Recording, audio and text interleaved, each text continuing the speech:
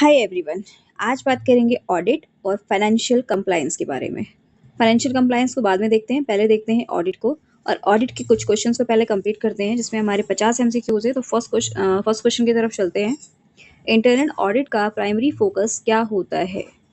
Internal audit का primary focus होता है गवर्नेंस, रिस्क मैनेजमेंट और इंटरनल कंट्रोल की इफेक्टिवनेस का मूल्यांकन। आ जाते हैं नेक्स्ट क्वेश्चन पे। इंटरनल ऑडिट की इंडिपेंडेंस को मजबूत करने के लिए ऑडिटर को आइडियली किसे रिपोर्ट करना चाहिए? आइडियली जो रिपोर्ट करेगा वो एप्रोप्रिएट सीनियर मैनेजमेंट या ऑडिट कमेटी को रिपोर्ट करेगा। नेक्स्ट आ जाते हैं। रिस्क बेस्ड इंटरनल ऑडिट में ऑडिट एरिया का सिलेक्शन मुख्यतः किस आधार पर होता है? जो उसका आधार होता है वो होता है रिस्क का नेचर कैसा है और वहाँ पे सिग्निफिकेंस क्या होना चाहिए। आ जाते हैं next. Internal audit. Internal auditor को यदि किसी कंट्रोल में सिग्निफिकेंट वीकनेस मिले तो सबसे पहले क्या करना चाहिए? सबसे पहले उसका जो एविडेंस होता है उसके आधार पर जो भी डॉक्यूमेंट होता है उसको फाइंड करना चाहिए, यानी कि एविडेंस के आधार पर फाइंडिंग डॉक्यूमेंट करना। आ जाते हैं नेक्स्ट। ऑप्शन बी इसमें राइट है। इंटरनल ऑडिट और एक्सटर्नल ऑडिट में प्रमुख अंतर क्या है? इंटरनल ऑडिट और एक्सटर्नल ऑडिट की बात करेंगे तो इंटरनल ऑडिट ऑर्गेनाइजेशन के इंटरनल कंट्रोल और रिस्क मैनेजमेंट को सुधारने पर अधिक केंद्रित होता है। ठीक है, यानी कि इंटरनल ऑडिट जो होता है वो जो भी आपका इंटरनल कंट्रोल होगा उसको ज़्यादा ध्यान देगा एक्सटर्नल के अपेक्षा। इंटरनल ऑडिट में फॉलो अप ऑडिट क्या है? इंटरनल ऑडिट में ये होता है, ये जो वेरीफाई करना होता है कि पहले की ऑडिट जो है वो फाइंडिंग पर करेक्टिव एक्शन लिया गया है या नहीं लिया गया है, यानी कि इससे पहले जो ऑडिट हुआ था वो वेरीफाई है और वेरीफाई के साथ साथ उसका जो ऑडिट है वो फाइंडिंग है या नहीं है।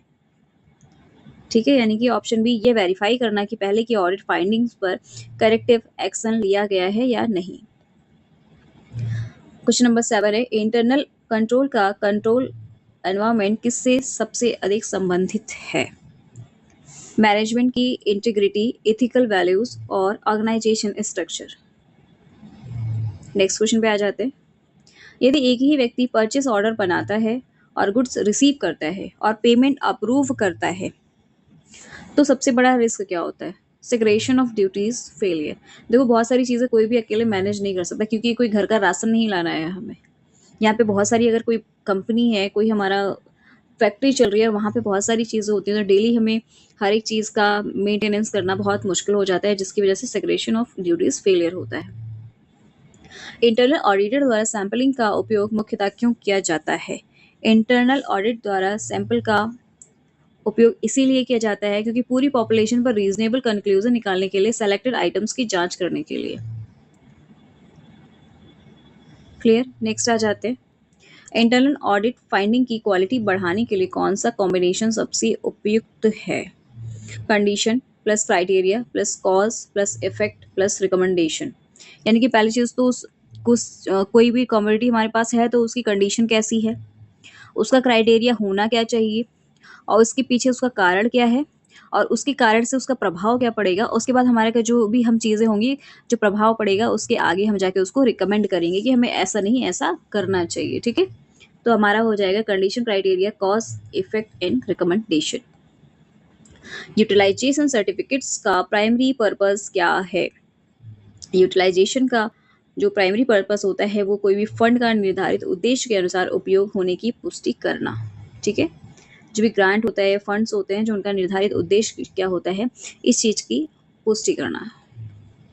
यदि किसी ग्रांट का कुछ हिस्सा निर्धारित उद्देश्य के बजाय अन्य एक्टिविटी में खर्च हो गया हो तो यूसी में क्या करना चाहिए? देखो, वास्तविक यूटिलाइजेशन और डेविएशन को अप्रोप्रिएटी रिपोर्ट करना चाहिए। ठीक है, यानी कि जो भी आपने, जैसे मान लीजिए आपने 5,000 के लिए आपने कोई भी आपको ग्रांट मिला, यानी कोई फंड मिला हुआ है, तो उसमें क्या है, आपने उसमें से 4,000 ही खर्च किया है, 1,000 आपके कहीं अदर एक्सपेंसेस में आ गया है, तो उसमें क्या करेंगे ना, आप जो भी आपको वास्तविक यूटिलाइजेशन था आपको उसको शो कराना पड़ेगा, जिसके पीछे उसका जो भी कारण होगा हम उसको कॉजेस को पता कर पाएंगे। ठीक है, और उसको वो जो भी रिपोर्ट आपकी आती है उसको सबमिट करना, यानी कि वास्तविक यूटिलाइजेशन और डेविएशन को एप्रोप्रिएटली रिपोर्ट करना। नेक्स्ट आ जाते हैं। यूटिलाइजेशन सर्टिफिकेट सामान्यतः किससे संबंधित होता है? यूटिलाइजेशन सर्टिफिकेट जो होता है वो स्पेसिफिक फंड्स के यूटिलाइजेशन से ही संबंधित होता है। नेक्स्ट आ जाते हैं। यूसी तैयार करते समय सबसे महत्वपूर्ण आधार क्या होना चाहिए?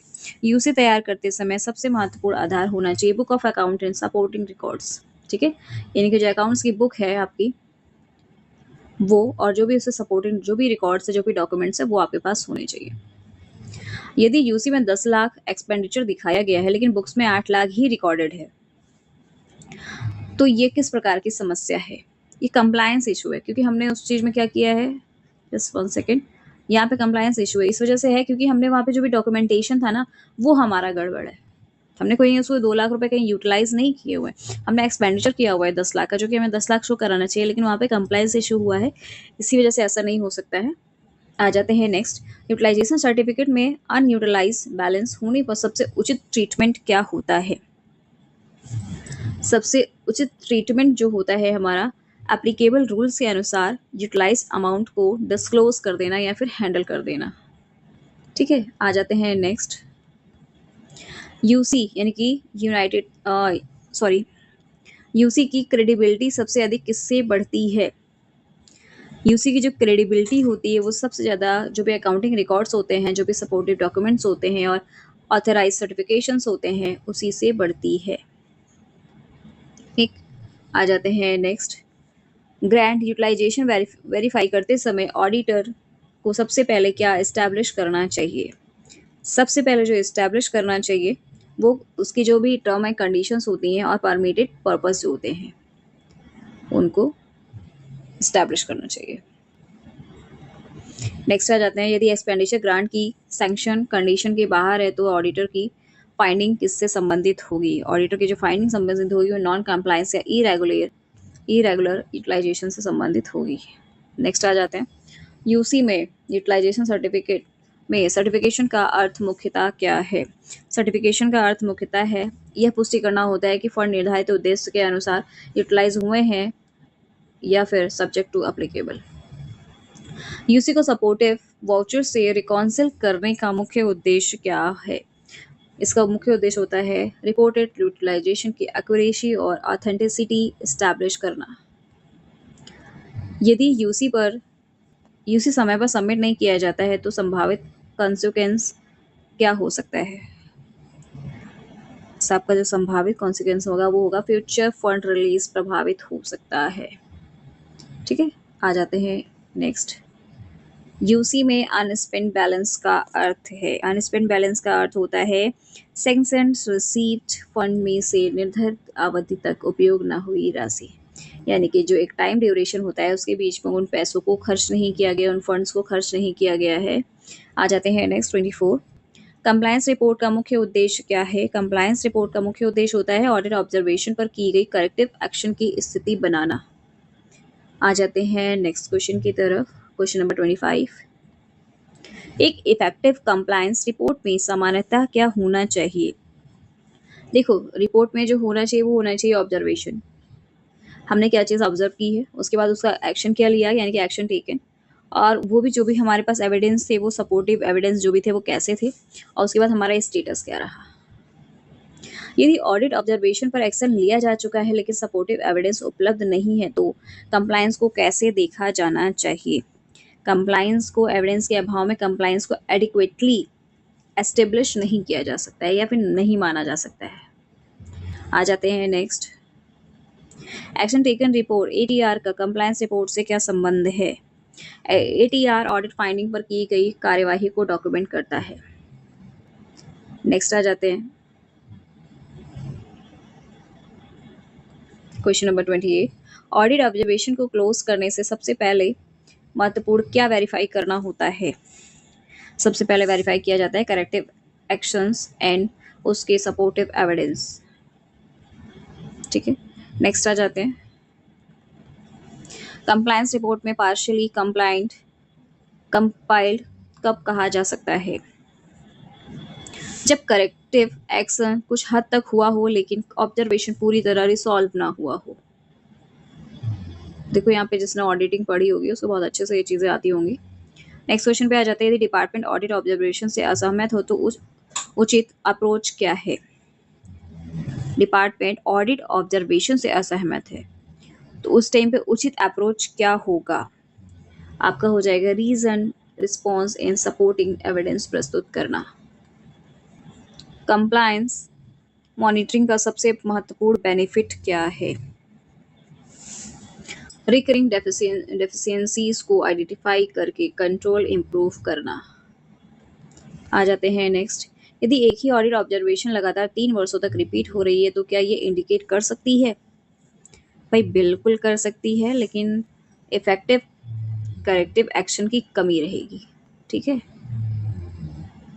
ये यही चीज इंडिकेट कर रही है कि इफेक्टिव करेक्टिव एक्शन की कमी है।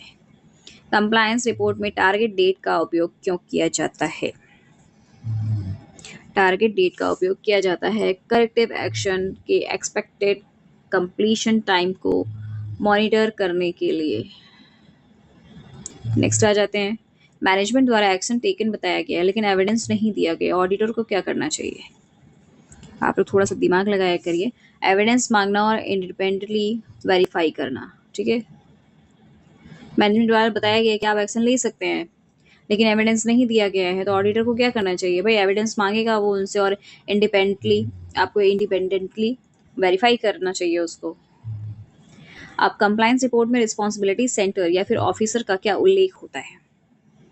देखो, करेक्टिव एक्शंस के अकाउंटेबिलिटी को स्पष्ट करने के लिए ही जो है रिस्पॉन्सिबिलिटी ऑफिसर का वहां पे जिक्र किया गया है। क्लियर? आ जाते हैं नेक्स्ट।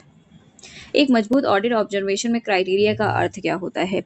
एक मजबूत ऑडिट ऑब्जर्वेशन में क्राइटेरिया का अर्थ होता है रूल, पॉलिसी, लॉ या स्टैंडर्ड जिसके अगेंस्ट कंडीशन को एक्सेस किया जाता है। ठीक है, ये होता है ऑडिट ऑब्जर्वेशन में क्राइटेरिया का मतलब। क्राइटेरिया देखो, किसी भी चीज का जो भी क्राइटेरिया होता है ना कि हम उसके बिहाफ पे क्या कर सकते हैं, this is called criteria.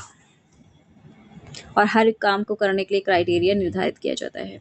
Audit observation में कंडीशन क्या दर्शाती है? देखो, किसी भी चीज़ के लिए क्राइटेरिया बनाया गया लेकिन वहाँ पे कुछ टर्म एंड कंडीशंस भी होती हैं जिसके लिए आपका जो है कंडीशन ये होती है कि वास्तव में क्या पाया गया। ठीक, आ जाते हैं नेक्स्ट।